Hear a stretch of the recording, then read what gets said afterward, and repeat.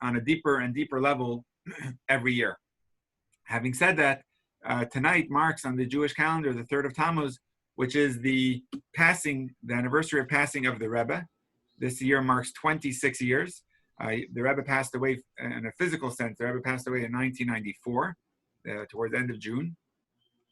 And it's a date marked every year by hundreds of thousands of Jews. And really, it's a date that we're all connected with, because the Rebbe was the leader of the Jewish leader. The Rebbe is the leader of the generation. And on the day of his passing, the Rebbe, in general, the Rebbe's soul is connected with each and every one of us. Like Moshe, his soul had a connection to each member of his generation. And the Rebbe is the leader of our generation. And of course, the Rebbe then has a connection, and a part of our soul is intertwined with the Rebbe's. And the day of his passing is a day for us to connect on a higher, on a deeper level, and come make sure this exile, this darkness comes to an end, which is what the Rebbe's whole mission statement was, to bring Mashiach, to put an end to darkness. And he left it to us. He told us towards the end of his life that we just have to polish the buttons and get the job done. We're so close to the end, to the finish line. So let's get to it. And certainly a way of doing it is through performing mitzvahs. We're learning in Tanya how every mitzvah we do connects our soul with the depth of God, the deepest parts of God, and especially through Torah study. Torah study, instead of it being just a garment connecting with God from an outer surface, learning Torah, it's almost just, Torah is considered like the food of the soul, the nutrients of the soul. We learned that in chapter 5. Through learning Torah, you're able to make a connection, intimate bond with God that you can't even compare it to anything else in this world. So we're going to learn Torah, we're going to learn Tanya. Tanya is a great study in general, especially around the date of the passing of the Rebbe. The Rebbe actually wanted his Hasidim on the date of the passing of the previous Rebbe to study a chapter of Tanya. And actually Tanya, I'll just share a quick story from the Rebbe. Someone was enamored, someone who was not your typical Chabadnik, meaning he didn't have a black hat or a beard, but he met with the Rebbe with other hundreds of thousands of people that met the Rebbe. And at a private audience in the 70s, he was so enamored by the Rebbe, he says, like, Rebbe, where do I sign up? You know, back then there was no hit subscribe here, like on YouTube, but he wanted to be a chassid. He's like, what does it take to be a chassid of the Rebbe? What do I have to do? And the Rebbe said, anyone who wakes up today and says, how could I be better today than I was yesterday? And tomorrow would say, how could I make tomorrow better and improve over yesterday? That's a chassid of mine.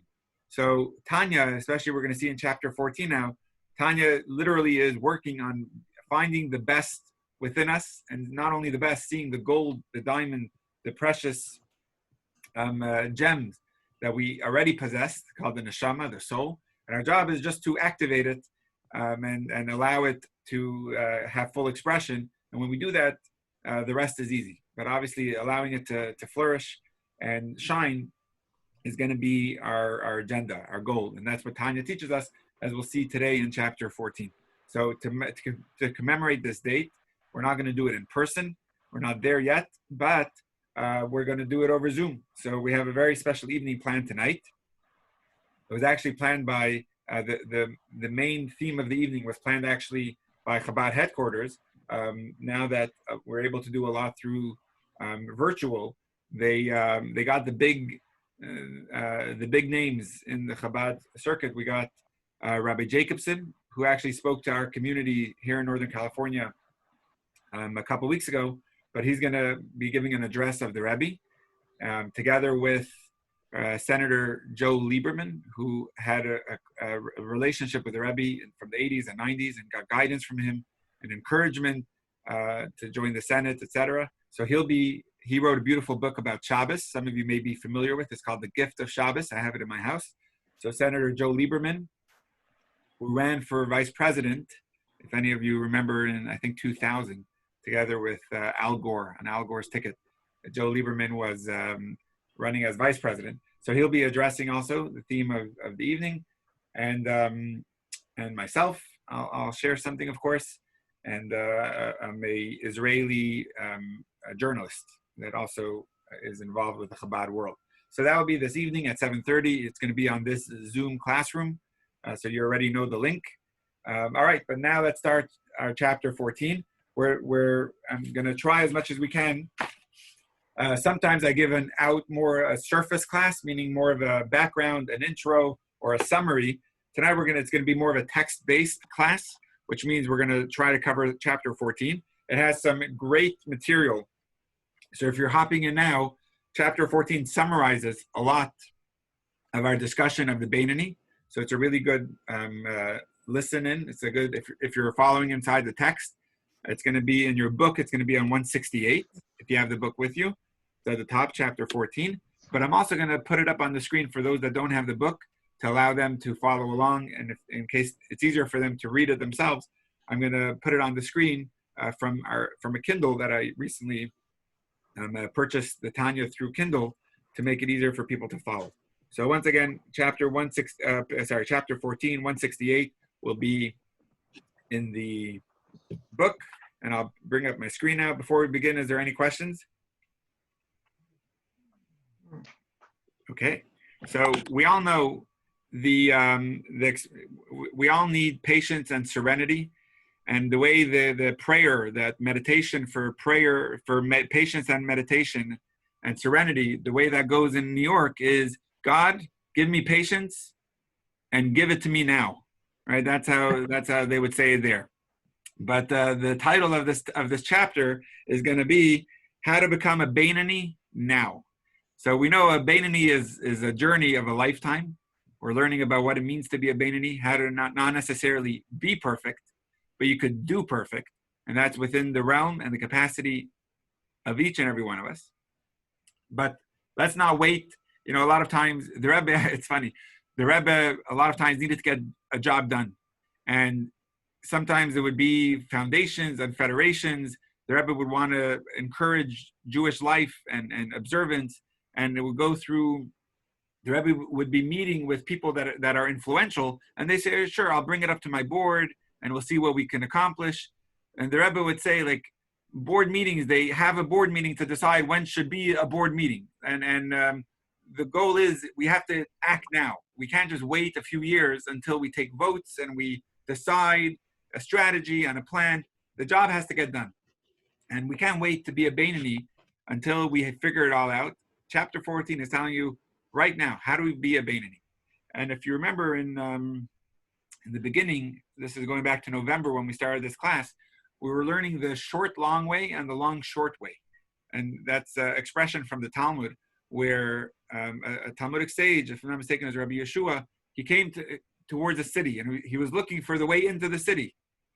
And he was like in the outskirts of the city, but he wanted to get into the city. So he asked a little child, how do you get into the city? What's the route? What's the quickest way to get in? So the kid said, I give you the short long way or the long short way. So he said, give me the short long way. I want to get there as soon as possible. So he said, okay, you go this way and you'll find it. So he went through that short way, but there was a big barrier that he couldn't get through. When he was able to see the city, he was so close, but he was stuck. There was no way in. So he came back to the kid after traveling back and says, I couldn't get in. You told me this was the short way. And the kid said, didn't I tell you it was the long way? So then the Rabbi Yeshua said, okay, give me the long short way. It took longer to get in, but he was able to actually get in. So now Tanya is giving us right now the tools of how to be a Beinani now. And what we know is you're not necessarily going to accomplish changing your impulses and changing your inner feelings and your inner thoughts. Those might still pop up. But in order to be a mensch, you have to work on your action. You have to work on your speech. You have to work about on what you're thinking about, what you're allowing your thoughts to ponder, which is their thought, speech, and action, which are the garments of the soul that we are in full control of. Later, we're going to see, working from chapter 18, we're going to work on more on the inside, meaning how do you, till now it's going to be a Band-Aid, which means let's act the right way and let's figure out how to do that, but your impulses are still going to nag at you. So that's the short, long way, meaning we're going to put a Band-Aid to recover now, but not necessarily is it a long-term a solution. Later in chapter 18, it's going to be the long, short way, which means it's really getting into the bones, into the muscles, into the emotions, and into your brain to start changing that through meditation, etc. But now it's more the quick fix. In case of emergency, break here, right? Is that what they say on the for emergencies? So anyway, having said that, I could get carried away in talking, so I'll just stop now, and we'll go straight to learning the text inside. Of course, you're welcome to let me know if you have any questions. Just making sure you can give me a thumbs up, or if you're unmuted, you could just tell me. Are you able to see the screen? Okay, perfect. So chapter 14, Living in the Now, section 1, how to become a Beinoni now.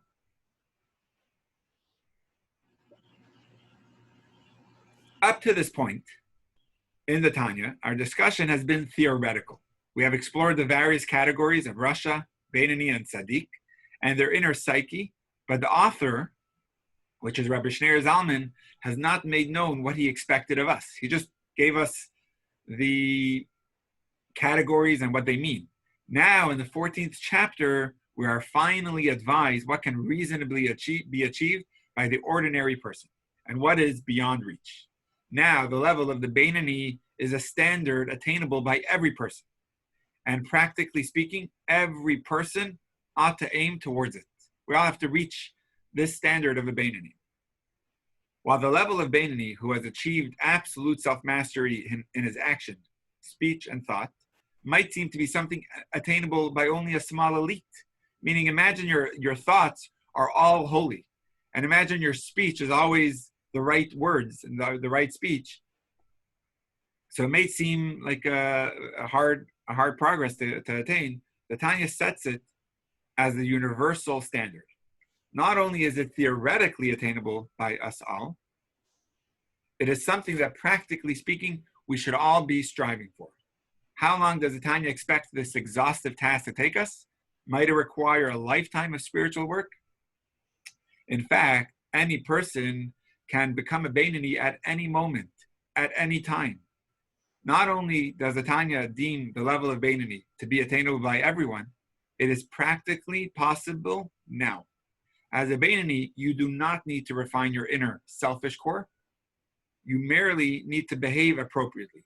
And every person can be in complete control of his or her behavior. So just to summarize, we know that Tzaddik, for those that have been following this class for a while, Tzaddik is someone who's perfect on the inside, which means his intelligence and his feelings, his seichel and his midot, the parent and child relationship inside of him, is fully perfect.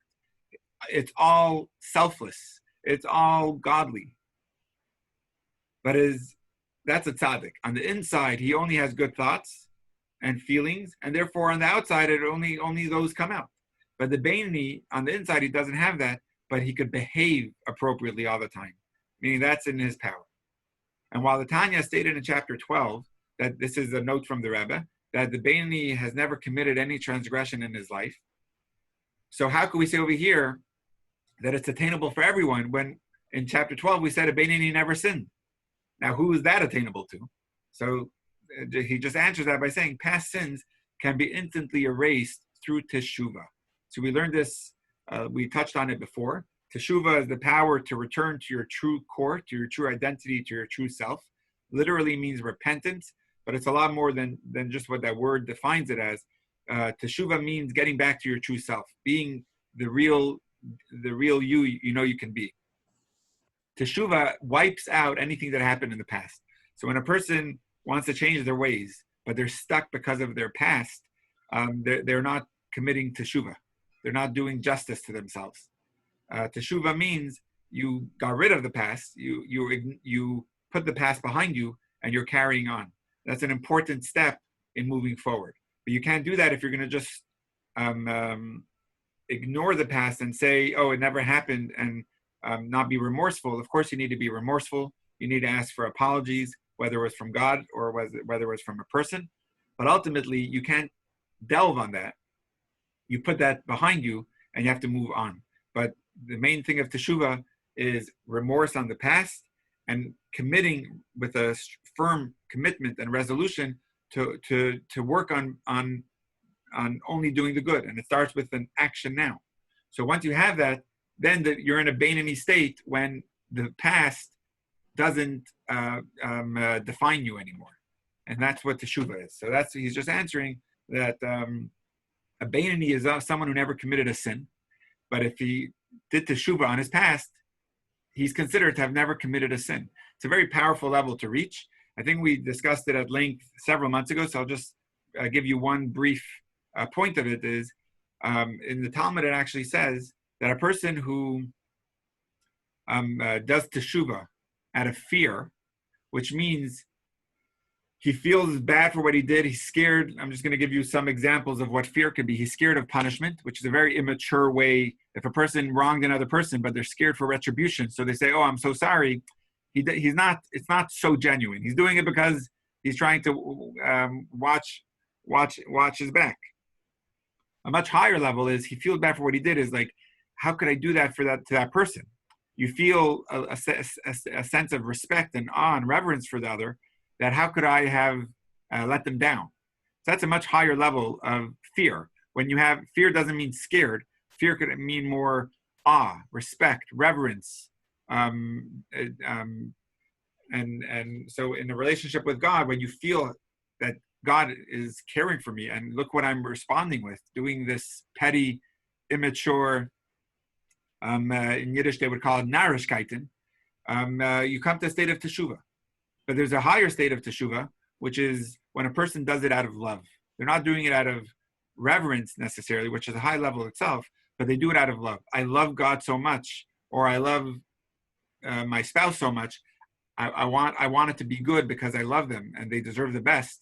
And that's a much higher level to reach when you do teshuva out of love.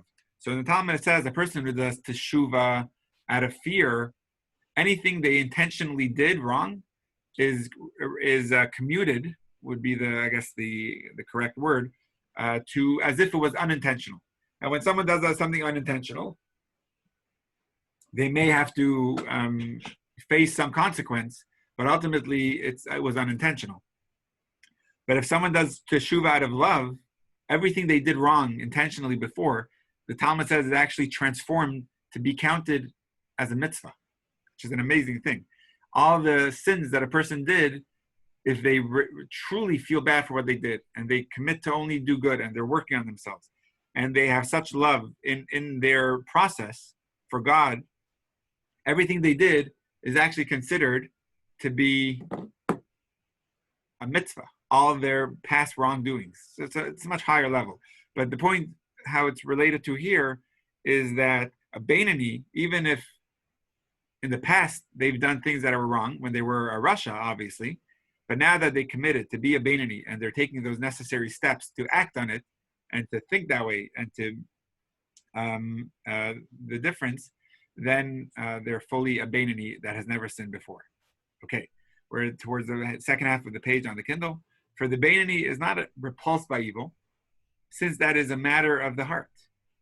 And for most people to be constantly repulsed is not possible, as their emotions are not the same all the time. As we have seen, the Beinoni is not in control of his deep emotional core and may be troubled by conflicting, selfish emotions. Sometimes, during moments of spiritual elation, he will find it easier to quash those urges, while at other times, when he is feeling low, it will be more difficult. So obviously we know that our moods change, and it's part of the beauty of being human that we have moods.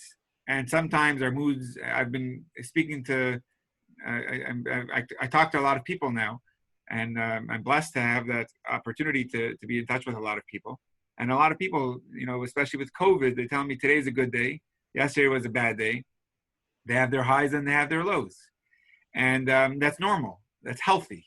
If you're always feeling one way, it's I don't know if it's dangerous, but they need to work on themselves more. It's normal, it's human to have feelings high and feelings low. So that's part of, you can't really control that. So we're not working on our emotions inside of us. The bottom two lines of the page, the Beinoni is not required to have mastery of his emotions, only to have impeccable behavior. to turn away from evil and do good, which is a verse from Psalms chapter 34, which means practically in actual deed, speech, and thought. For in these areas, every person has a freedom of will, the capacity, and the autonomy to act, speak, and think contrary to his heart's desires, even to the opposite extreme. This is the basic doctrine of free choice, which has been clarified by Rambam, which is Maimonides, in chapter 5 of the Laws of Tshuva. The Tanya now advises, so hold on a second.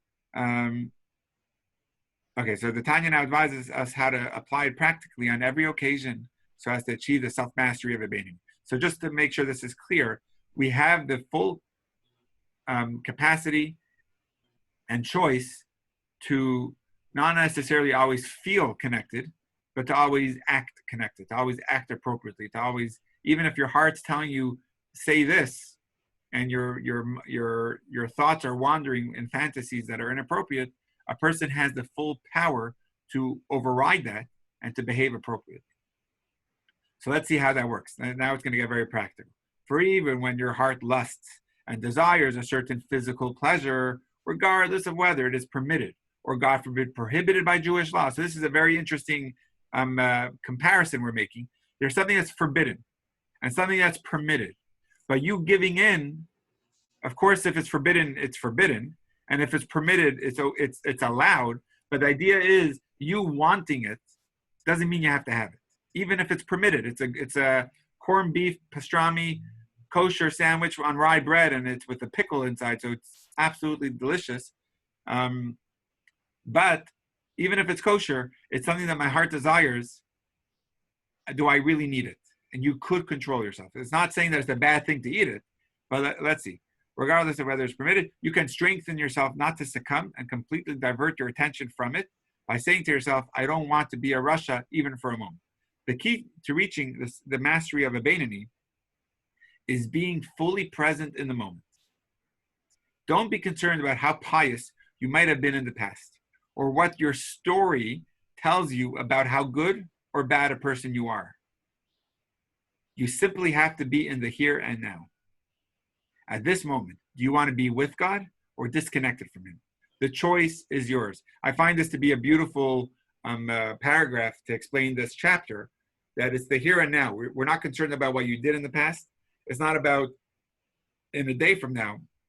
It's about right now. Could you remain and commit to be connected and not be disconnected? And you have the power right now to make that choice and to make the right choice. You simply say to yourself, for I don't want to be separated and disconnected in any way from the one God, God forbid. Don't look upon your account of good deeds and transgressions as an overall score by which you will one day be judged, a score which might be adjusted later if you allow yourself some temporary indulgence. Focus exclusively on the present. A mitzvah or any detail of halacha is your key to being connected to God now. A sin or any violation of halacha will separate you from God right now. So it's an awesome, the fact is like this. Let's just put it all out on the table. When in a spousal relationship, if a husband says, you know what, I've been a pretty good husband all week, I'm going to take a few hours to act or talk or be inappropriate, you're actually not a good husband. Maybe in the longer picture, if on an anniversary, you're going to look back and say, wow, I did great. But in that hour, were you a committed husband? Were you a loyal husband or not? So we're not looking about the overall picture. You know, in the tzaddik, the way it's going to be called in the heavenly court is, were you, majority of the time, were you good doing mitzvahs? That's not what the Zohar and the Tanya is defining a tzaddik. A tzaddik means always fully connected internally and out and externally.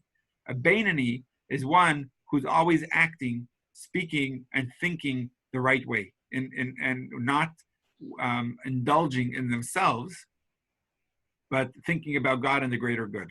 So while inside they may have impulses that are inappropriate, the Tanya is saying that's okay, that's normal, we have moods.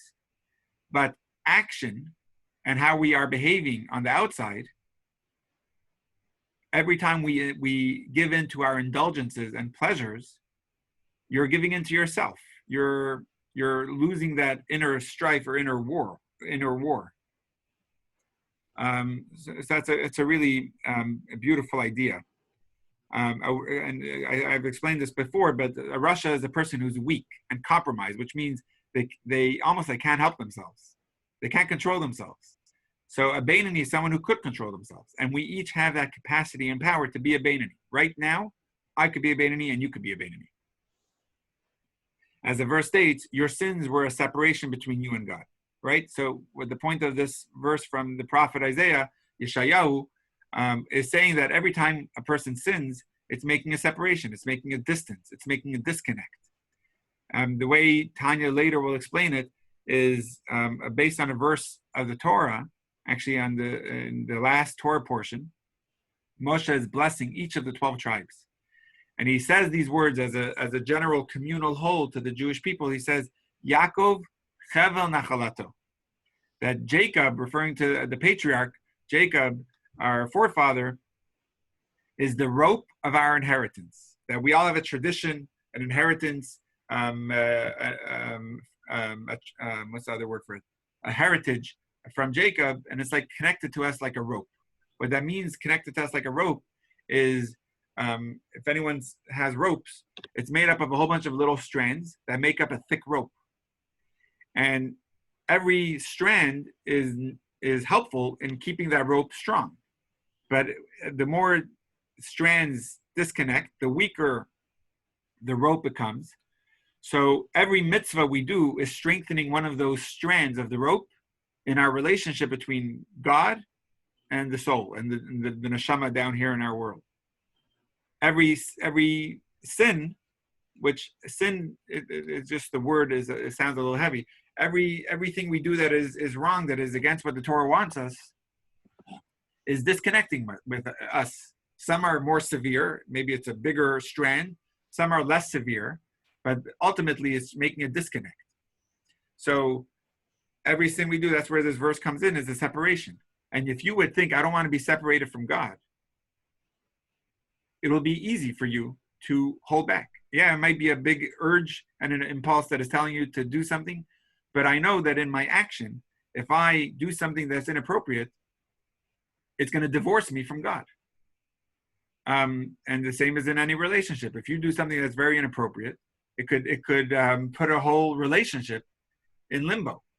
So of course, God is easier to forgive, but we don't plan that way. I'm doing something and say, oh, I'm sure God will forgive. You don't plan that. So the point is, if someone actually would see the disconnect that would happen through the committing of a certain action, they would never want to do it, because they let's just read it inside. Let's see it instead of me talking. People tend to calculate whether they are going to do a mitzvah or a sin based on their self-perception. If I am a good person, I want to maintain that image of myself by continuing to act virtuously. If I see myself as a bad guy, as a bad person, or someone who has a history of sinful behavior, then another lapse might seem to be okay. It's my track record anyway. I'm already that way anyway. The paradigm of the Beinani teaches us that all this doesn't really matter. It's not about the past. It's not about the future. It's about the now. Deep down, you really are a selfish person. It's called the animal soul that you were given from birth. The deep core of your emotion seek gratifications. You're not going to change that very easily, meaning we could work on that. That's going to be the lifelong mission of the Tanya. But right now, that's not our job to change our emotions. Right now, our job is to right now, in the here and now, I could be a Beinani. But that's not so important, because you don't reside in that deep core. You inhabit your consciousness, your thought, speech, and action. And the Torah is your tool to connect every conscious experience with God. God doesn't really care that much what's happening in your deep core. It's a pretty cool line. If he did, he would have given you the power to change it, but he didn't. What he did do is give you power over your conscious behavior through what you can choose to connect with him at every moment. So really, it's some powerful paragraphs here. What the Tanya is saying is the fact that God made it easy for you to change your action and behavior, and not that easy to change your inner emotions shows you that what does God care mainly about is your behavior. Yes, we're going to get to our emotions and our inner feelings, but God wants you to change your behavior, and that's what's given to you in your capacity at any given moment. Don't worry about the question, am I a good or a bad person? Because the answer to that is a very simple one. Much of your deep core is bad. At that level, you are simply in it for yourself. That's not going to change. Ask yourself another question. Despite the fact that deep down I am bad, do I want my conscious self to be one with God right now? Meaning, even if in the inside I have an animal soul, that, and when we say bad, don't think of a horrible person that's robbing banks and whatever. A bad just means a compromised person that gives into, that seeks self-gratification and is driven by their ego. An ego not in a selfish, not in a haughty way, just in a selfish way. Someone who thinks about themselves, put themselves before other people, which is pretty natural. But that's thinking about themselves, thinking about indulgence, thinking about gratification and self-pleasure. But the fact, that's not the question we should be asking ourselves. Right now, could I be connected with Hashem? Rather, I want to connect my entire consciousness, my nefesh, ruach, and neshama with Him. And this is done practically by dressing them in His blessed garments. What are the garments? We've learned this from chapter 4, which are the action, speech, and thought of God, His Torah, and His commandments. I can choose to connect to God at any time by virtue of the love of God that is always dormant in my heart, as it is in the heart of all Israel, who are called lovers of your name. So I'm just going to pause here for a moment. So we each have a love for God that's dormant, that's already existing, just like a love of a child to a parent. It doesn't need to be something to work on. It's there from birth. You just naturally love a parent. And a parent, vice versa, would do anything for their child. So we have an intrinsic love between God and the neshama, the soul. So possessing that love, with that love, I can choose to connect to God at any given moment. And I want my soul to be connected. How do we do that? With Torah and with mitzvahs. Each of those is enclothing our thought, speech, and action in a garment of a mitzvah, and we're connecting with Hashem. So let me just see, I think I have a question here. But each of these paragraphs are very poignant, I think very helpful. Shir, I'm assuming you want me to read the question out loud. Please explain further that deep down, we are all bad. How does that differ from what Christians call original sin?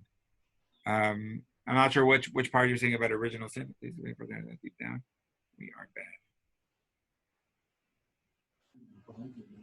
So yeah, so just to explain that that bad part. So it seems heavy because we all think of a bad as a very negative thing. Bad, in the words of Tanya, is a Rasha. A Rasha doesn't mean a bad guy that is disrespectful and hateful. A person that has evil. In the words of the Zohar, right? You could have a tzaddik who has some bad in him, and you could have a Rasha who has some good in him. Bad and good is not just meaning, are you overall a good guy or overall a bad guy? The way the definition is from Tanya and the Zohar, based on the Kabbalistic books, is bad means that he has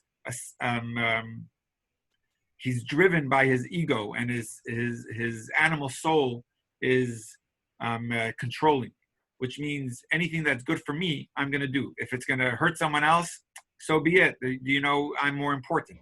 So whether he's doing that only once a year and he's lashing out in anger, or he's doing it once a day, the quantity of the time that he does it, and even the severity of what he's doing, is not as important for us in the discussion over here in the Tanya, as it is. The main discussion is he driven by this ego? Is he driven by his self, by this trait in him of his animal soul?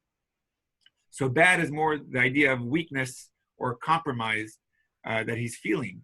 And we all have that, and that's normal. From birth, a baby is a perfect example of someone who's driven by their own self, right? The baby, all they care about is, are they being fed?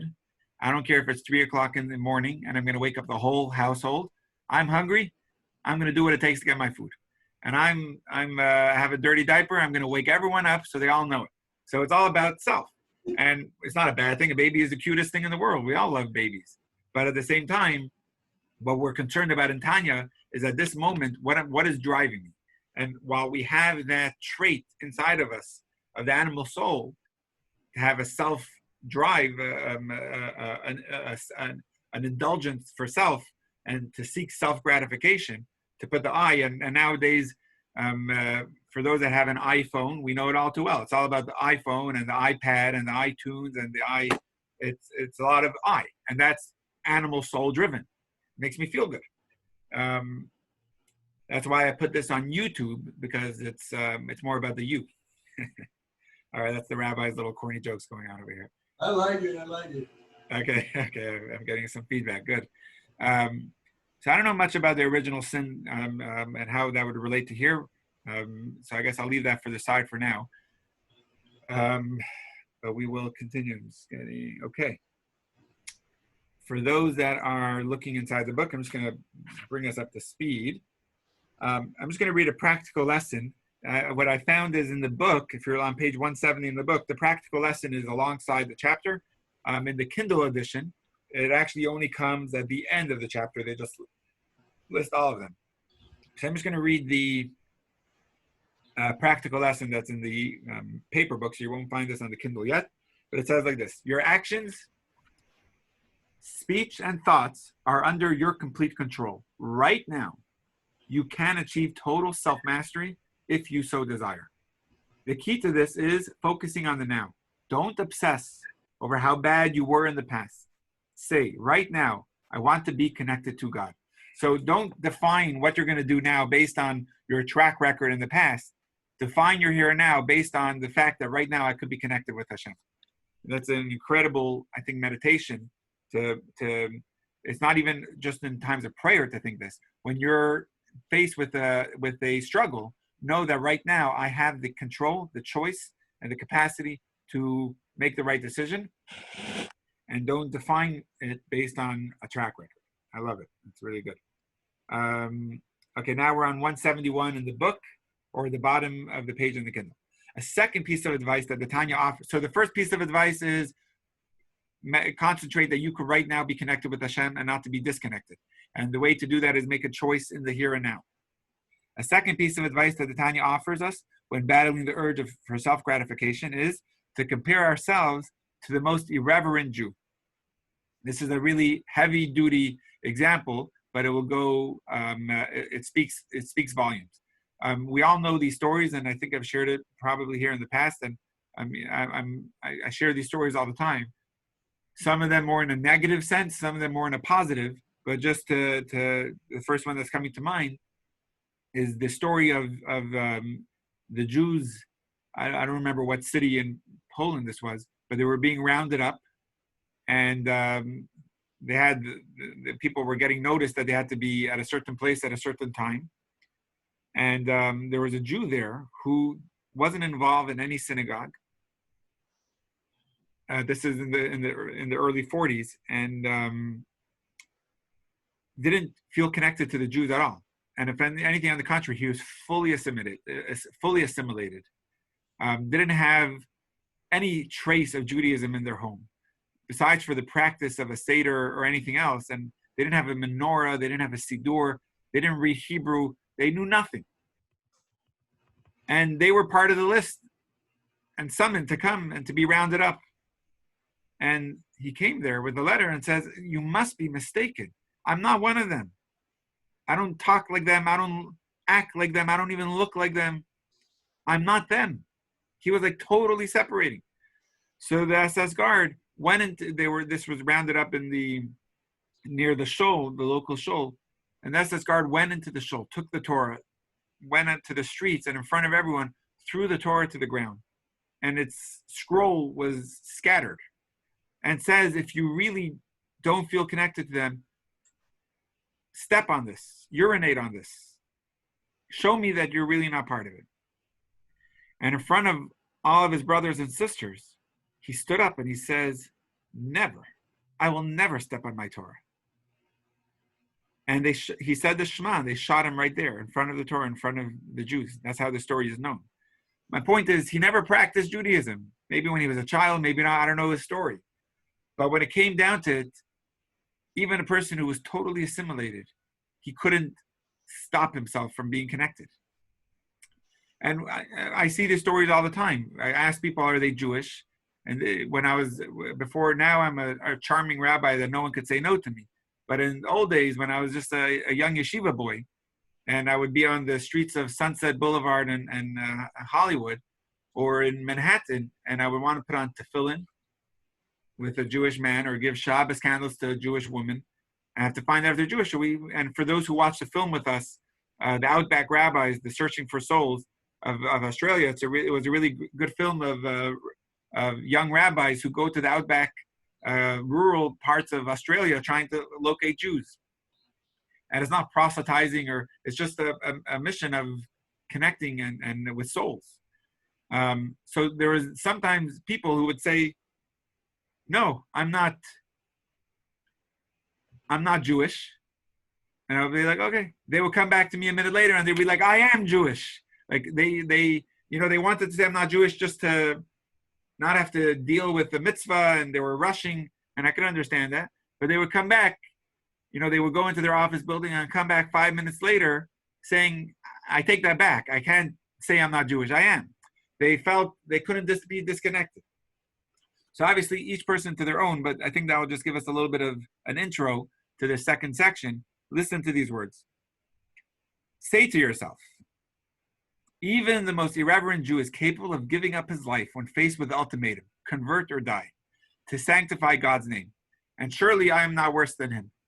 So nowadays, thank God, we live in a country that we, for the most part, don't have to deal with this. But from the Spanish Inquisition to the Nazis and pogroms and crusaders and all the times and generations in between, too many times we were given the ultimatum, convert or die.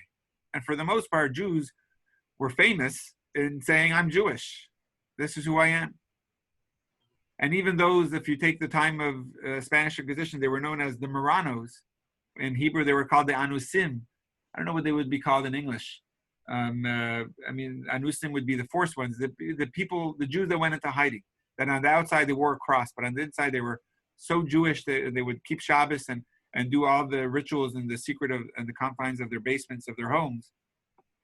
But the fact is that they were ready to sanctify and give their life to remain Jewish. And that's something we'll see more at length later. But maybe it's so, I know so many of these stories, it seems obvious to me. I don't know if it's obvious to you, but the idea that over and over again, we were given a choice, and almost always we chose to be Jewish in all circumstances. As we will discuss at length in chapter 18, the Tanya reads much significance into the historical phenomenon of Jewish martyrdom. The fact that otherwise irreverent Jews chose death over conversion in so many instances is proof to the Tanya of a dormant urge in all Jews to put aside personal gratification for the sake of God. The bottom line is, when it comes down to it, a Jew will not want to be disconnected from their source, from Hashem, from God.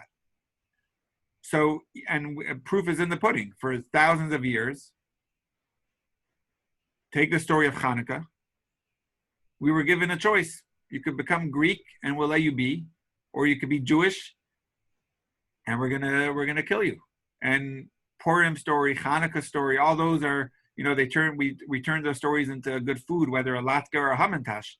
But the point of the story is, we decided we're going to remain committed and strong. And if it means our life, we're ready, because we don't want to be disconnected from our source. So even a Jew who has nothing to their Jewishness, so to speak, will never want to be disconnected from God if it comes down to the bottom line of convert or die. They will always choose to stay connected. So if even the irreverent Jew possessed this urge, how is it possible for him to sin? So it's an interesting question. If they could trigger, even by the most irreverent Jew, when it comes down to it, they will stand so strong. And it's just the story that I guess I wasn't sure if I should share or not, is the story of, was it the Wall Street Journal journalist?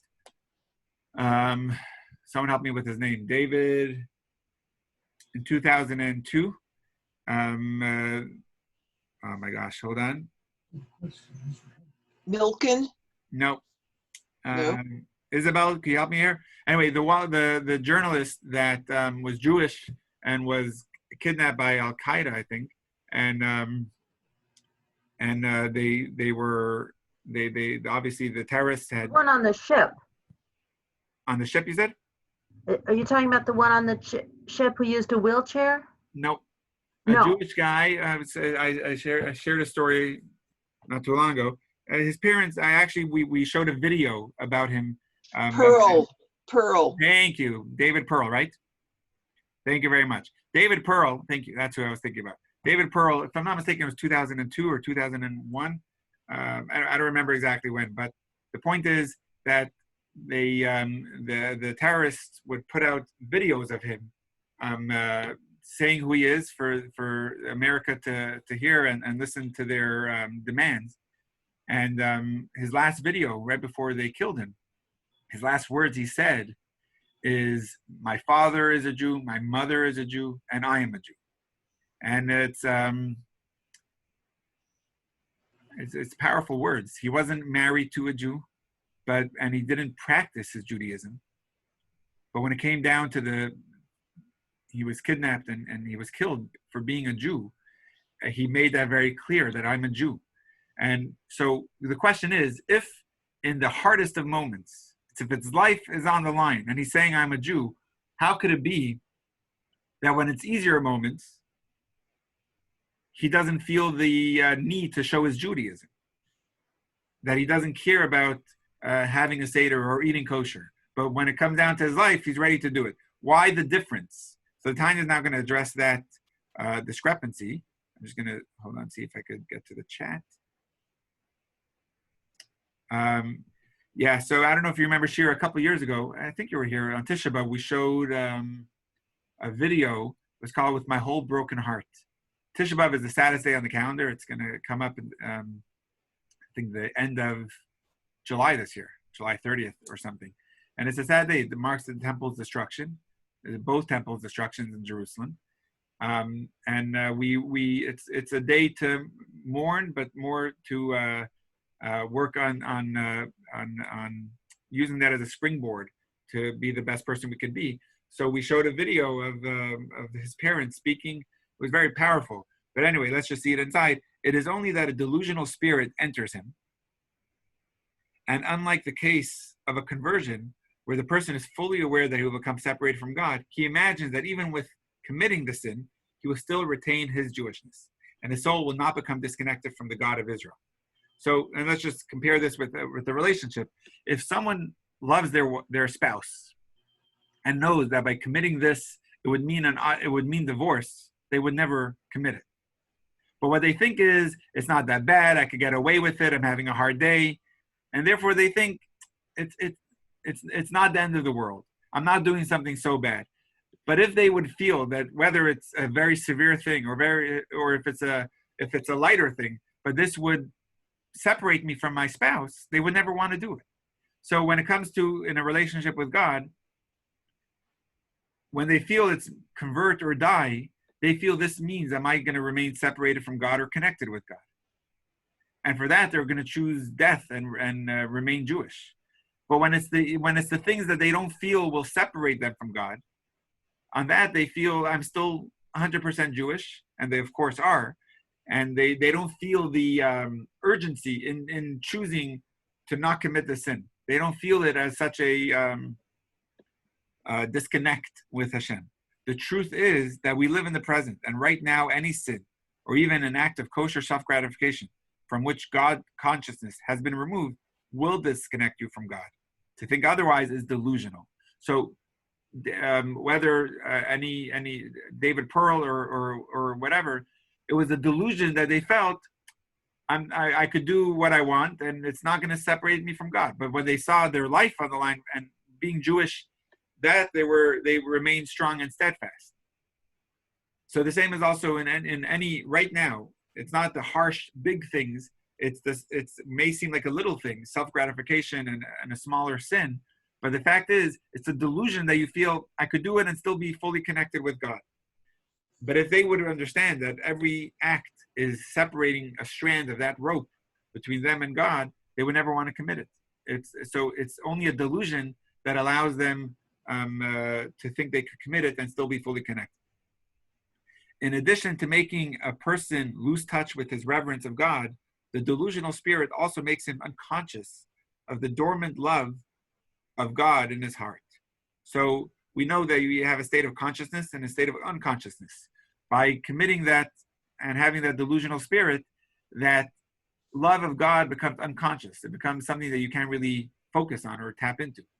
This state of mind is called delusional because its absurdity is easily exposed.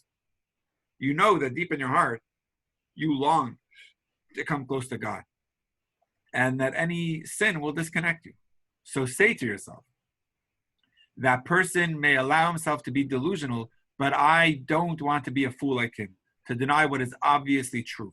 So I'm not going to allow myself to be in a state of delusion. I see the truth. I understand it. And it's so obvious that I want to be connected with Hashem. And I'm not going to allow that to be unconscious and delusional. All right, section 2. Why you probably won't become a tzaddik. So this is a really cool section where it's going to say our job is to be a Beinoni. And that itself is a lifelong goal, working on the here and now, every single moment. But to be a tzaddik, meaning to work on our insides and to be fully, not only filtered, but to be not even having any impulse that's going to come up from our inside and no moods that are going to be lows is not really our aspirations. Having taught us that behavioral perfection, which is the Beinoni, is immediately attainable, the Tanya now explains why emotional mastery, which is the tzaddik, is for most of us beyond reach. This capacity for instant change is not so with matters of the heart, which is the emotions, in the deep core of your animal soul. Namely, that evil and self-gratification should actually be despised in your heart, either detested utterly, as it is the case with the complete tzaddik, or detested, but not utterly, as is the case with an incomplete tzaddik. So we learned this in chapter 10, that we have a complete tzaddik, which utterly detests evil, and an incomplete tzaddik, which voided the evil, but it doesn't detest it. But in either way, that's a tzaddik level. While you might be able to conjure up these emotions sometimes, mainly by prayer, they cannot be achieved in a truly genuine, consistent way, unless you develop an immense and powerful love of God. As we learned in chapter 9, this can only be achieved by the experience of pleasurable love. I think when we were learning this together, I think Maddie was reading this idea of a love burning like a flaming fire. And that's a tzaddik level. To reach the level of tzaddik, you must experience pleasurable love. What does that mean? Which is to take pleasure in God alone in a way that is a foretaste of the world that is coming. As the sages of lesser memory said, you shall see your next world in your lifetime, etc. That's from the Talmud, Tractate Brachot. So it says when Mashiach comes, we'll have this open, burning, pleasurable love for Hashem. Not burning, actually, pleasurable love, like a love of pure delight. Let me actually contrast this. A little bit more is coming back to me now. We explained a pleasure. You can have a longing and a pleasure. Pleasure is when you have something. You're in the moment. You have that delight. You're in the state of pleasure. For some people, it might be eating delicious kugel with cholent. For some people, it might be in a hot schwitz. Or for some people, it just might be with the people that you love. Just being with them. You're homesick when you're not around them, when you're separated, and you're in a state of pleasure when you're with them. So it says when Mashiach comes, the time to come, we'll be in that state of pleasure, which means we're going to have a love with Hashem that is, we're in the moment. We feel and experience that intimate bond with God. Until then, we're more in a state of longing. We want that bond where it's not tangible to be in that state of love. We're always working towards it. So there can be that state of pleasurable love even in the here and now, which is a foretaste a taste of what's to come with the coming of Mashiach. If a person's pleasure is in the worship of God alone, and he has no desire for self-gratification, he has really attained the level of the afterlife in this world. So that's a pretty high level. But not every person merits this, because it's not so much an achievement of human worship, but a kind of reward received from God, as we will see at the end of the chapter. Pleasurable love is compared to the experience of the next world, not only due to its unusual intensity, but also to stress that most people are unable to reach it.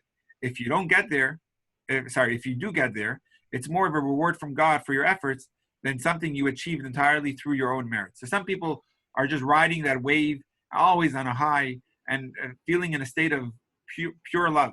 That's really when Mashiach comes. If you have it now, you should know it's probably more a gift, a reward that you were given from above. Not necessarily is it something that you achieved on your own, through your own merits. As the verse states, this is from the Torah, I have given you the service of your priesthood as a gift. And in Hebrew, the word is kehuna, or Cohen, where priesthood is a metaphor for the love of God, as they explained elsewhere, and that's in chapter 43. So we know a Cohen, which is the lineage, the tribal part of Aaron, which were representing the Jewish people in the temple, they were people of absolute love. So that love, which we're referring to here, of the kahuna, of the priesthood, is a gift. And to have that love now, which is a foretaste of Mashiach, to achieve that is more of a gift than working on your own achievements. All right, we'll end with this last few lines. This insight will enable us to answer our remaining question from chapter 1.